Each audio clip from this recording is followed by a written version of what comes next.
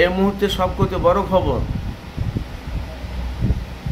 ভাই, আমি এসেছি আপনাদের কাছে ফুরফুরা এসে মানুষের কাছে সত্যটা তুলে ধরার জন্য। আপনারা জানেন প্রতিদিন নিউজ সত্য খবর আপনাদের জন্য আমি আমার চ্যানেলে আপলোড করে থাকি। এখন সবথেকে বড় খবর হলো ভাঙড়বাসীদের। আইএসএফের চেয়ারম্যান নওশাদ সিদ্দিকীকে 2021-এ যেরকম ওনাকে জিতিয়ে ফুলের মালা পরিয়ে ওনাকে এমএলএ বিধায়ক করেছে, আবার কিন্তু 2026-এ আবার কিন্তু বিধানসভা ভোট। ভাঙড়বাসীরা আবার নওশাদকে জিতিয়ে আবার ওনাকে এমএলএ বিধায়ক করবে। কেন বলছি? যে বাংলাতে যে একটা বিধায়ক এমএলএ নওশাদ সিদ্দিকী যেভাবে মানুষের হয়ে পাশে দাঁড়িয়ে যে কাজটা করেছে, কিছু মানুষ বুঝে ভাঙড়বাসীদের যদি কলজাকে কেটে যদি পিস করে দেওয়া হয় তবু তারা নওশাদকে ছাড়া কাউকে ভোট দেবে না। বলছে ভারতবর্ষে নওশাদ সিদ্দিকীর মতন এমএলএ বিধায়ক পাওয়া খুব মুশকিল আছে, পাওয়া যাবে না।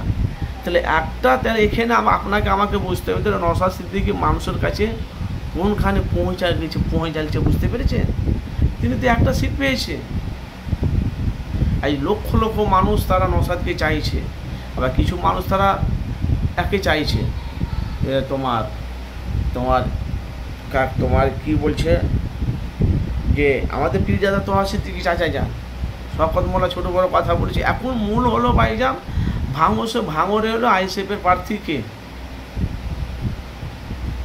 কাসেম সিদ্দিকী তৃণমূলের প্রার্থী হওয়ার সম্ভাবনাটা আছে। হ্যাঁ, নওশাদের বিরুদ্ধে তৃণমূলের প্রার্থী, তৃণমূলের তরুণ প্রার্থী কাসেম সিদ্দিকী ভাইজান হওয়ার সম্ভাবনাটা আছে। আগামী দিনে আপনারা বুঝতে পারবে। কিন্তু ভাঙড়ে যদি কাসেম সিদ্দিকী ভাইজান দাঁড়ায়, আমার মনে ওখানে চ্যালেঞ্জ পাবে না। কেন? ভাঙড়ে তো নওশাদকে ছাড়া কাউকে চেনে না।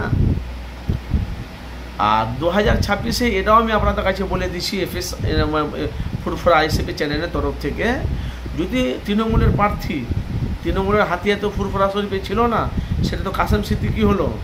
যদি তৃণমূলের প্রার্থী যদি কাসেম সিদ্দিকী যদি ভাঙড়ে হয়, আমার মনে হয় নওশাদ সিদ্দিকী জিতবে, কাসেম সিদ্দিকী পরাজিত। কেন? ভাঙড়ে নওশাদকে ছাড়া কাউকে চিনে না।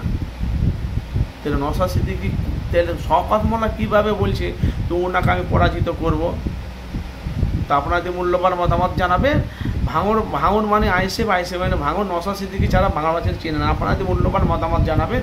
আগামী দিনে 2026-এ নওশাদ সিদ্দিকীকে আবার এরা জিতাবে, একদম পুরো কনফার্ম হয়। আপনারা জানেন যে আমি মানুষের কাছে ফুরফুরা আইএসএফ, আমি মানুষের কাছে সত্যটা তুলে ধরি। সামনে বিধানসভা ভোট, মানুষের হেঁটে এমনিতে নওশাদ সিদ্দিকী টেনশন আছে, আর প্রত্যেকটাই এরা নেতা মন্ত্রীদের টেনশন আছে। বেশিরভাগ শওকত মোল্লা বেশি টেনশন আছে। আর শওকত মোল্লা জানে না যে ভাঙড়ের মহিলারা শওকতকে সোজা করে দেবে মেনে।